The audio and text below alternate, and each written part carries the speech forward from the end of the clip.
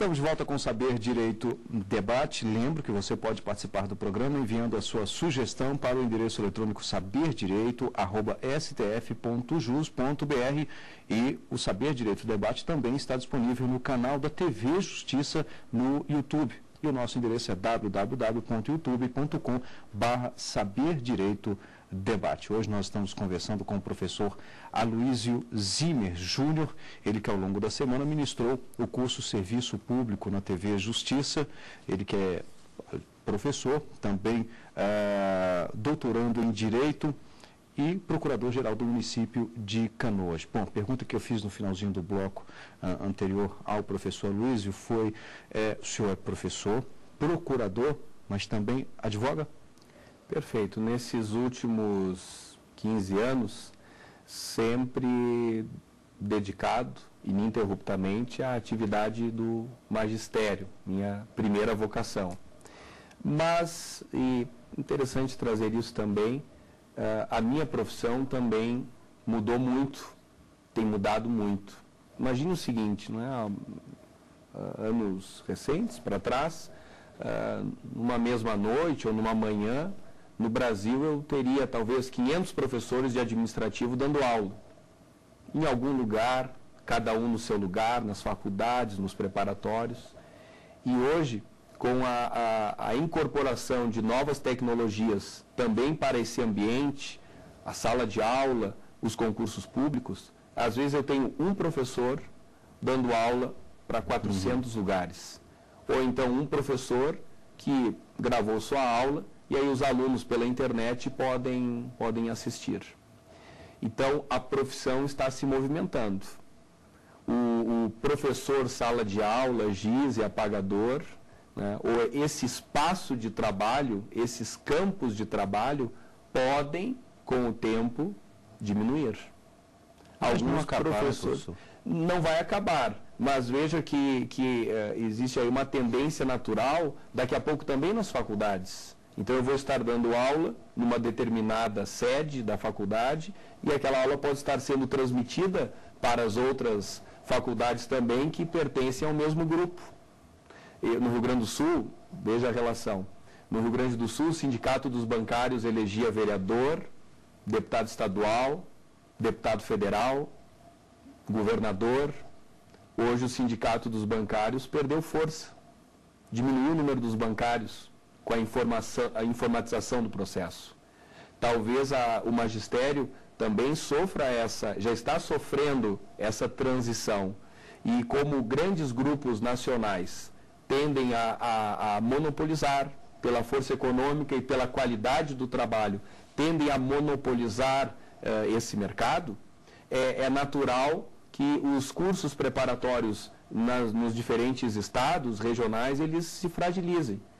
E eu também fiz a leitura disso e percebi que era importante buscar também outros espaços de trabalho, até porque tinha a sinalização de alguns convites, de algumas possibilidades, e é rico realmente trazer uma construção teórica de um tempo, né, uma experiência de estudos de um certo tempo, para essa experiência prática. Aí eu comecei a migrar, somando as aulas com a advocacia, até que recebi o convite do prefeito Jairo Jorge, o que me deixa, por um tempo, em dificuldades, né, impedido para advogar, mas é uma experiência, né, de advocacia pública, como procurador-geral de um município, tentando viabilizar a abertura de hospitais, trabalhando em processos licitatórios, comprando medicamentos,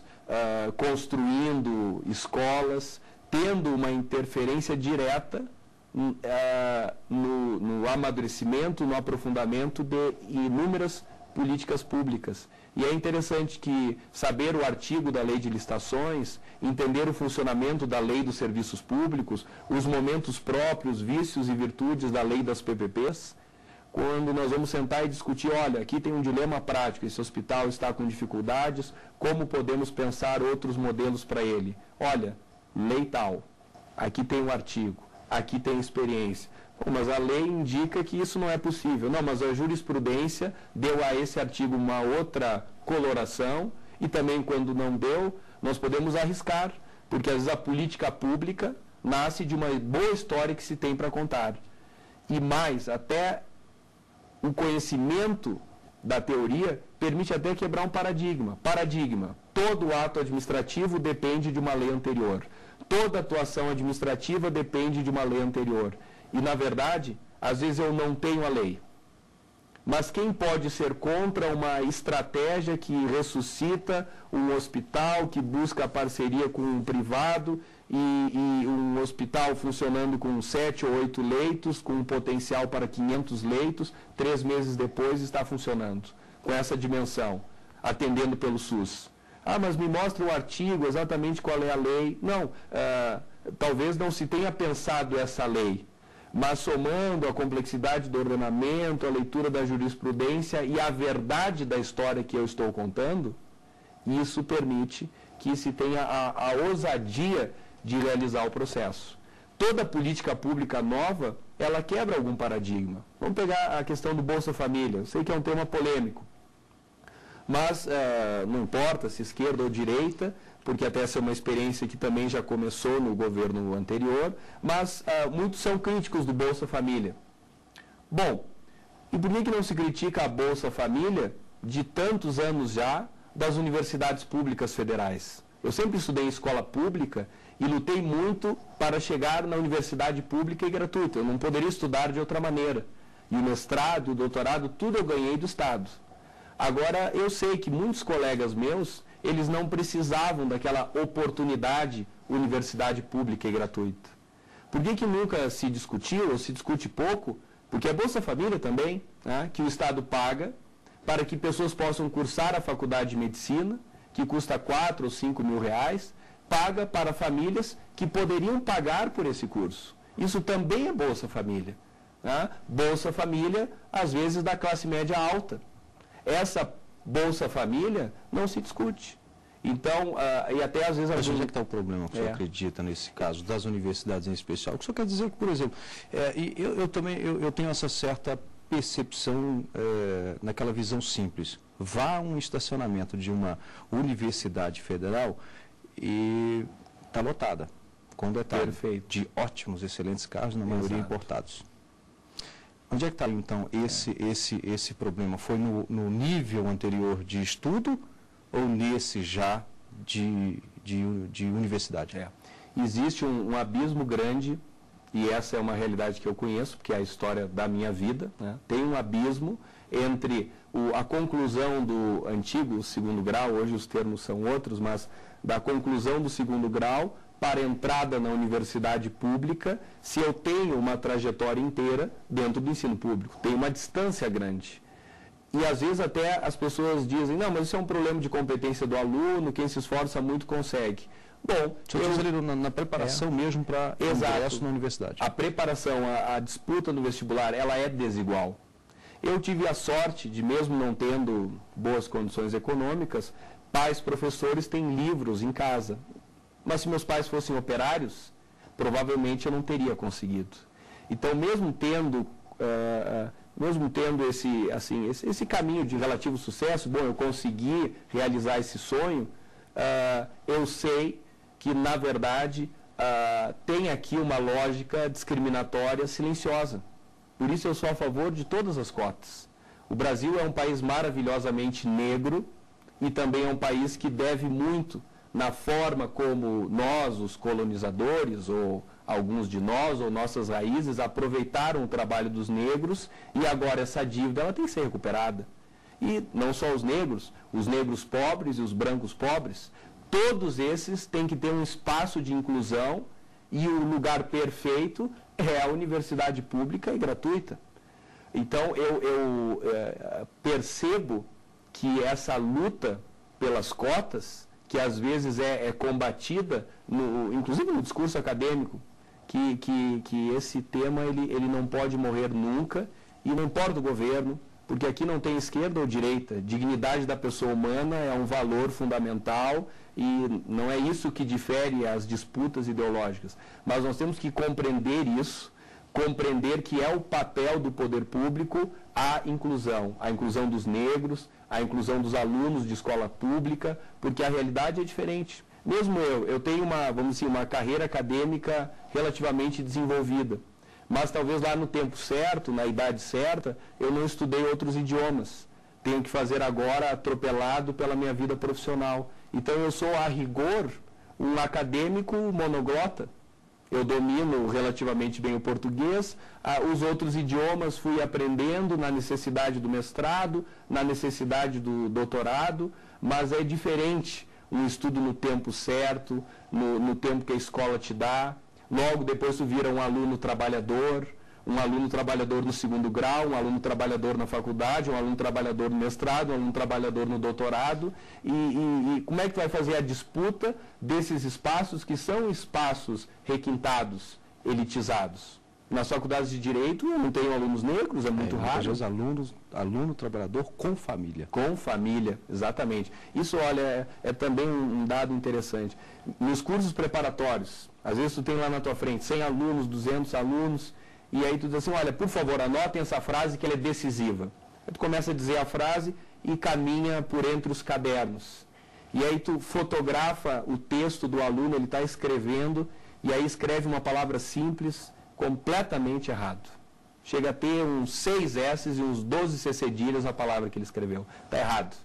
Então eu olho para aquele aluno e olha, vou te confessar, eu me comovo.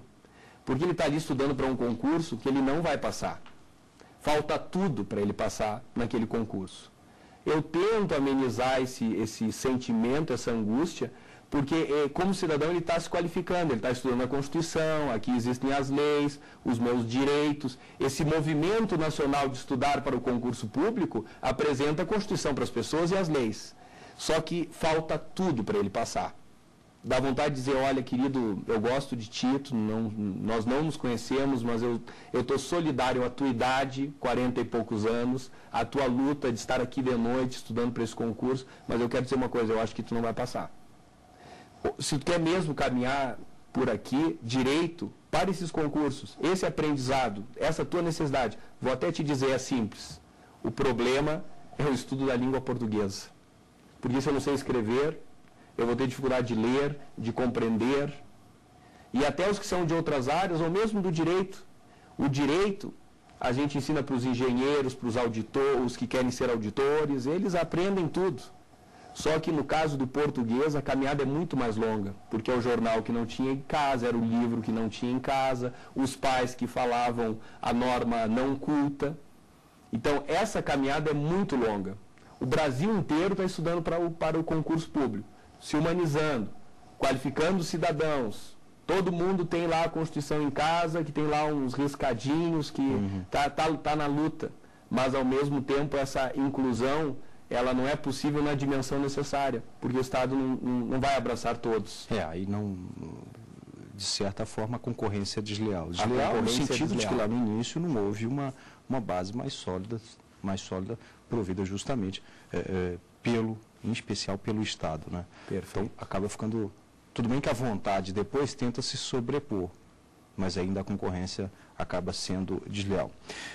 Professor Luísio, o senhor tem forte atuação, em especial na área de saúde. Sim. Agora, como é que o senhor vê os posicionamentos, e aí também é uma outra grande discussão, a opinião do senhor sobre, por exemplo, a intervenção do judiciário em, por exemplo, internações?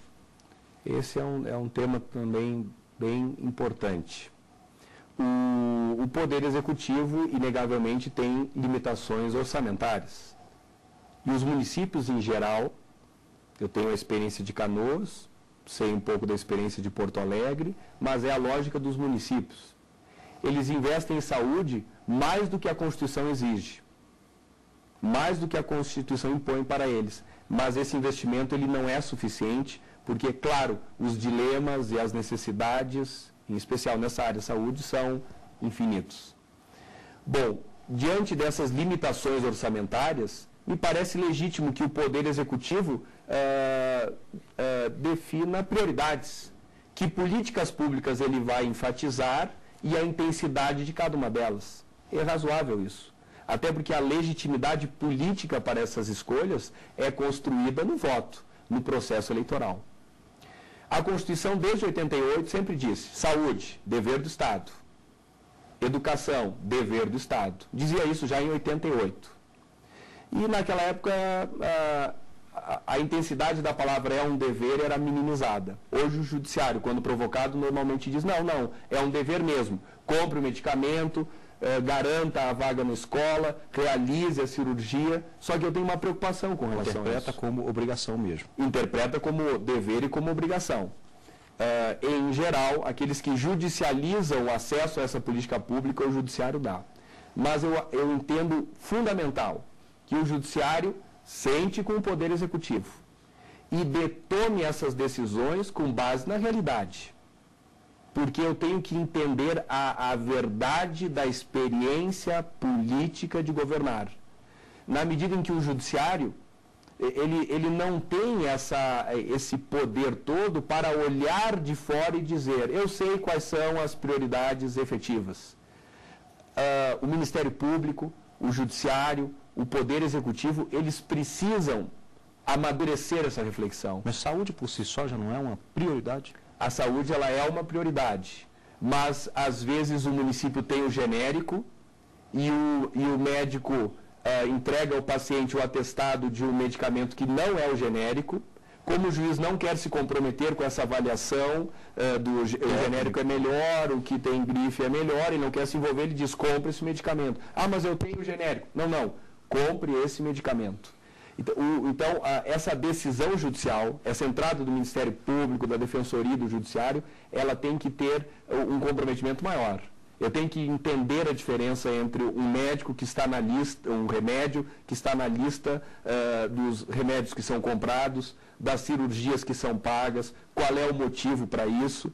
Não pode o juiz se esquivar da complexidade desse problema, porque ele acaba determinando, ele acaba muitas vezes sendo instrumento de grupos organizados que operam em determinados municípios e trocam de endereço de vez em quando, numa relação médico, sem saber Ministério Público e defensores, que provocam o judiciário para comprar uma lista de medicamentos que o município poderia propiciar de outra maneira. E, sem dúvida, a União tem que assumir com maior intensidade o compromisso que ela tem com essas políticas, porque hoje os municípios estão muito sacrificados e eu, claro, tenho sempre preocupação com a judicialização das políticas públicas, porque alguém que tenha 0 votos, o juiz, 0 votos, o promotor, 0 votos, o defensor público, diz ser capaz de fazer uma leitura adequada do que a população entende como mais correto. Eu tenho que respeitar também aqueles que, a partir do voto, construíram a condição de representantes dessa população. Todos precisam se reunir, os técnicos, os vitalícios, os eleitos temporariamente a partir do voto, para desenhar melhor essas prioridades. O juiz não pode, assim, ser o dono de uma parte importante do orçamento de um município que luta com grande dificuldade, porque ele tem a educação, ele tem a saúde e muitas outras áreas. Então tem uma complexidade nesse assunto que todos deviam se reunir para debater. Bem, estou conversando aqui hoje com o professor Aloísio Zimmer Júnior, ele que é também procurador-geral do município de Canoas. E ao longo desta semana ministrou o curso Serviço Público na TV Justiça. Nós vamos a um rápido intervalo. Lembro que você pode participar do programa por meio do endereço eletrônico saberdireito@stf.jus.br e também assistir ao Saber Direito Debate no canal da TV Justiça no YouTube. O endereço é www.youtube.com/saberdireitodebate. Até já.